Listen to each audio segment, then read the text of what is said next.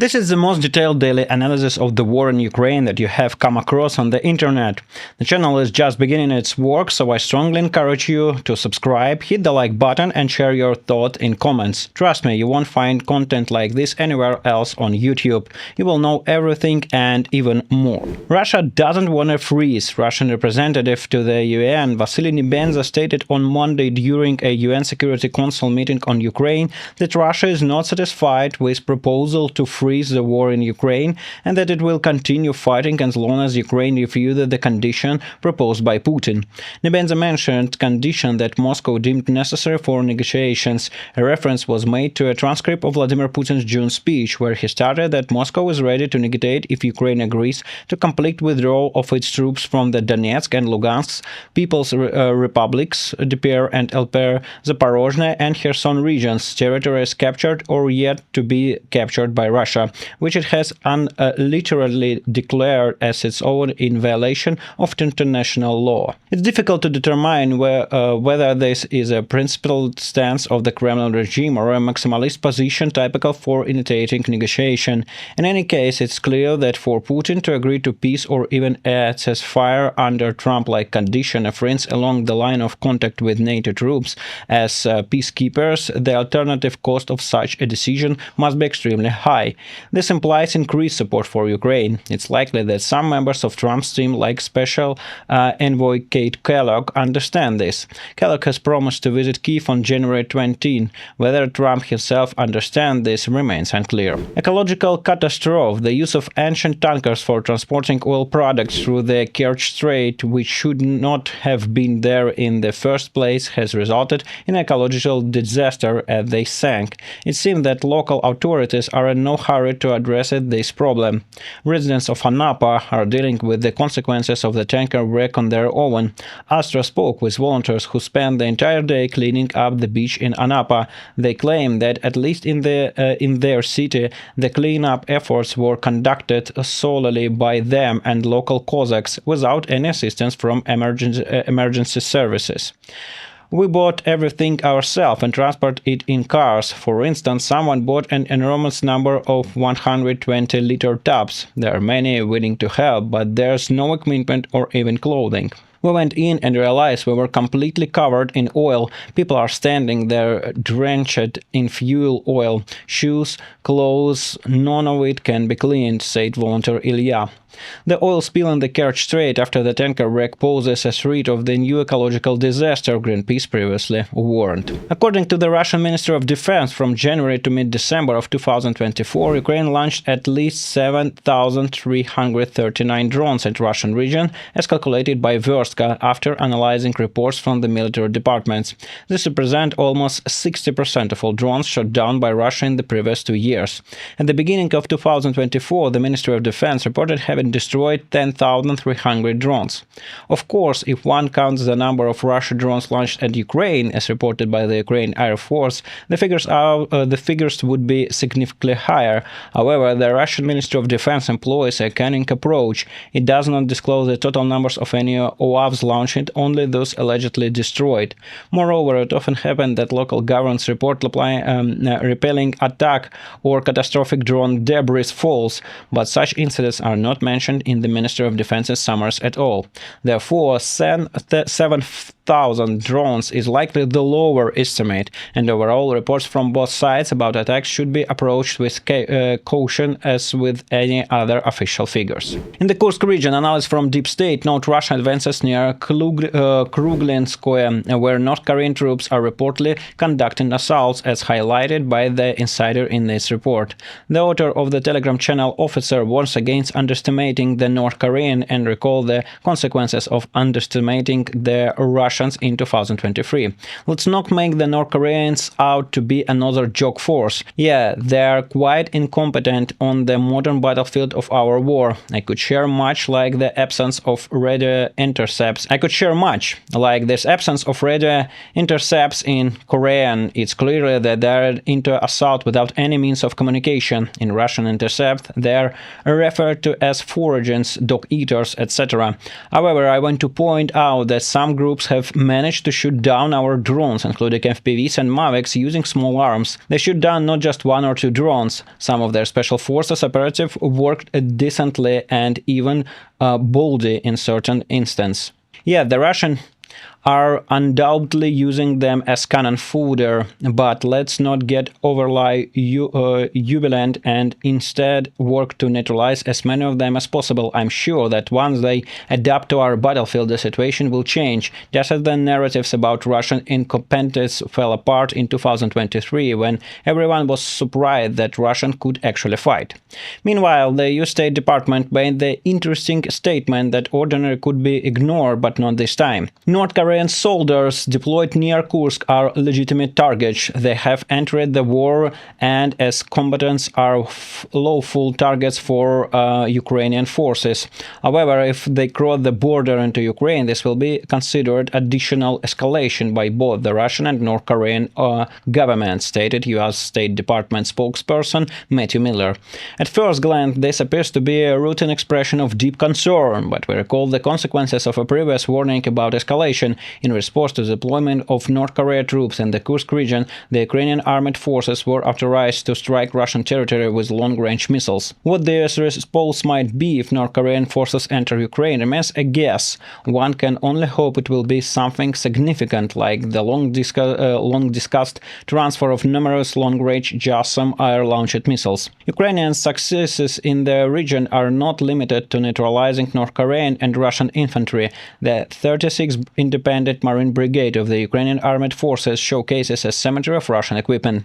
A cemetery of destroyed Russian military equipment in the Kursk region. Marines of the 36th destroyed the following with their firepower: 30 armored vehicles, 2 tanks, 28 wheeled vehicles, 2 specialized vehicles. We can do it again. Let us move from the Kursk region to the Donetsk region, where despite the absence of North Korean, the situation is much worse for the Ukrainian armed forces.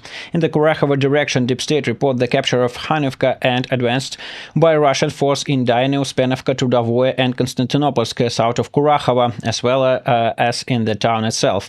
The Russian Ministry of Defense also claimed control over Khanivka. In general, the situation in the Kurachovo direction was described by Ukrainian serviceman Stanislav Bunyatov as follows. Kurachovo direction is gradually collapsing. The enemy has shifted some reserve from the Pokrovsk direction.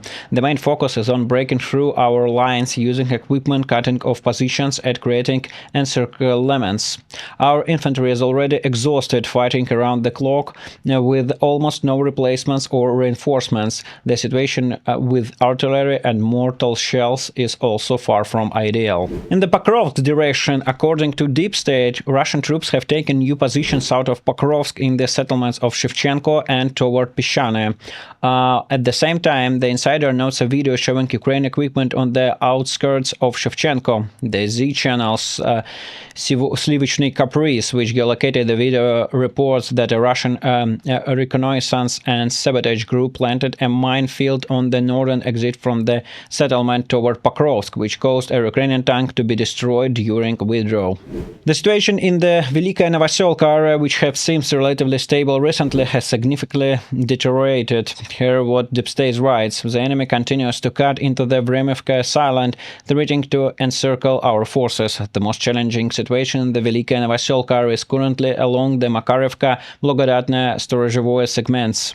After capturing Blagodatne, the enemy constantly brings on infantry to the village in small groups and continues assault operation between Storozhevoye and Makarivka to cut off the latter, which has proven difficult to capture. They are also attempting to enter Storozhevoye itself to occupy and secure position there.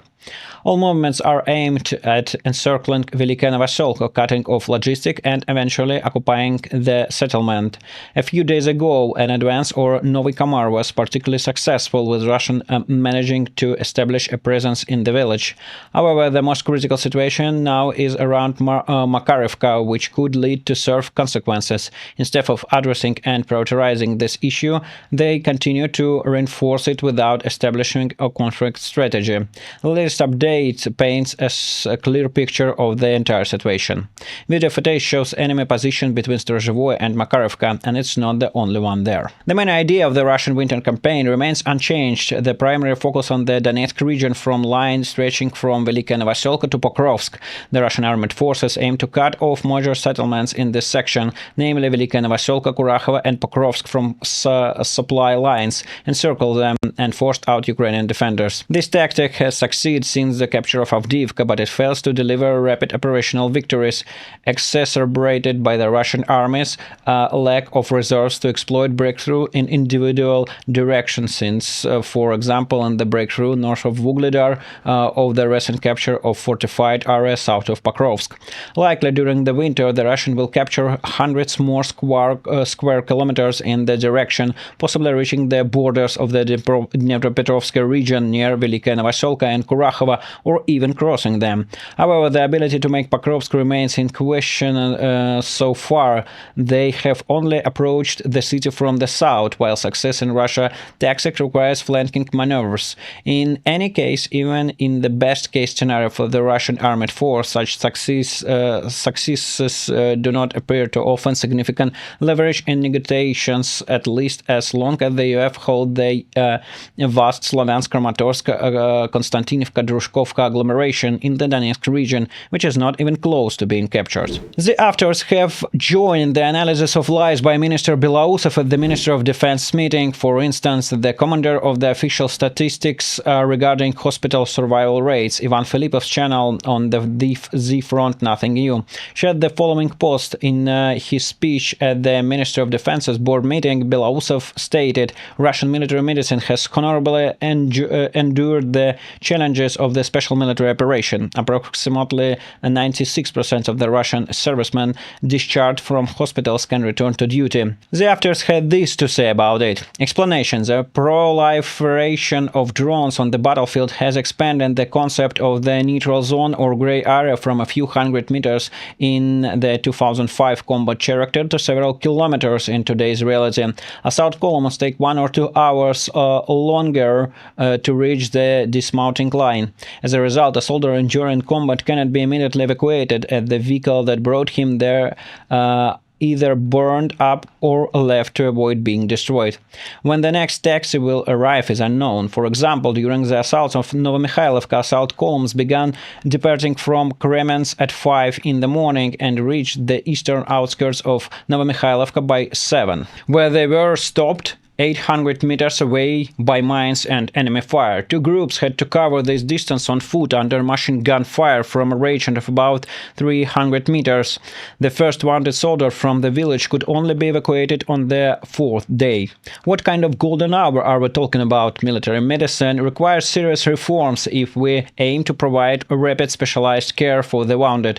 However, manipulating statistics about 0.5% more mortality in hospital is slightly disingenuous. It would be more appropriate to account for the percentage of those who died of their ones on the battlefield who could have been saved if the golden hour were a reality.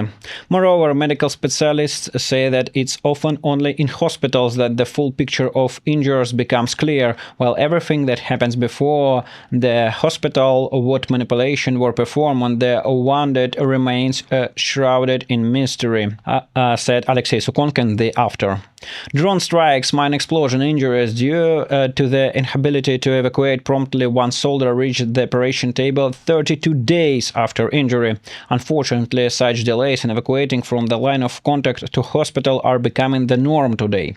We can sugarcoat it and tell each other from the podium about the achievements of medical services, like the supposed 2.5 hours from injury to qualified medical assistance and 0.5% mortality. In reality, the situation is the exact opposite. The 0.5% mortality might even be true because none of the severely injured soldiers make it to the hospital in time under such conditions, says LRZ channel.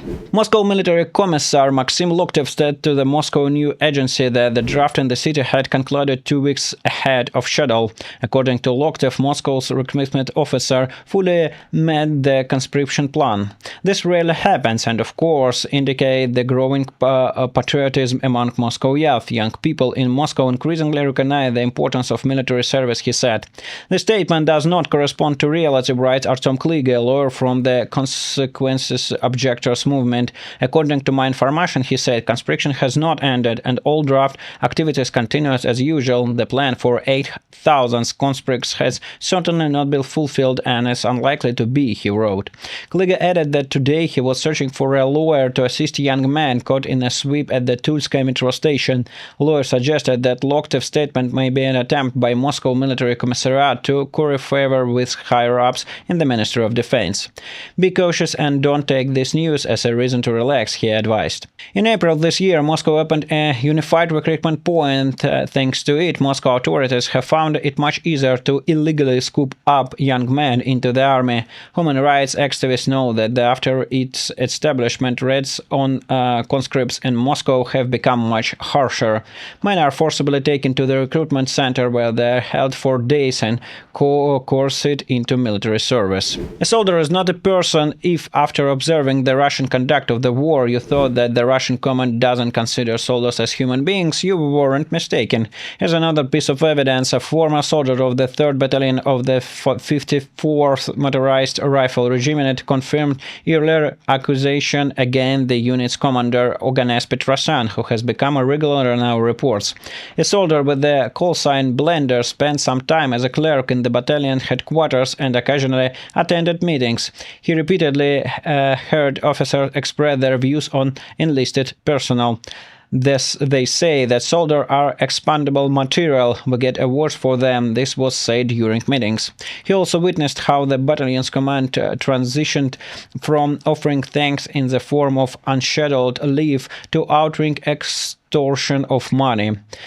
Preparation of personnel for real combat operation in the unit was not taken seriously. Events were staged merely for show. Observing the show, the soldier decided to leave the unit, but there was no legal way to do so. He had to go AWOL to save his life. Another reminder, even if you manage to survive inhumane living condition and the abuse of commanding officers and are discharged due to injuries, the army will abandon you at the first opportunity. Servicemen from the Storm Z convict units complain about the lack of social support from the state. Yuri Kolchak from Saratov, a second group invalid wounded in combat, was denied a certificate confirming his disability was caused by combat injuries. Instead, he was issued a certificate stating that his disability resulted from general illness. We are asking to replace it with one indicated combat injury was denied because no regulatory act for this Storm Z units exist. As a result, Yuri cannot claim combat injury compensation or increase his pension. He also needs surgery for his eye, but lacks the funds, and no state assistance is forthcoming. It's been a year now, no surgery to address my eye and the prosthetic issue. I have all-time necessary documents, but everything is denied it. Former soldier Alexander Tenin spent a year in the special military operation and another year in hospital after being wounded. Ultimately, he received a civilian disability certificate for the 3rd group. It's as if I just walked down the street, fell and broke my arm and leg rather than stepping on a mine in the front. Now he lives on a modest pension and received no support as an SMO veteran. His arm, on which 5 surgeries were performed, still does not function. They did 5 operations on my arm and still doesn't work. The servicemen are planning for attention to their plight. So this was today's report. Subscribe the channel, push the like button and write your comments right down there. My name is Michael Naki. See you.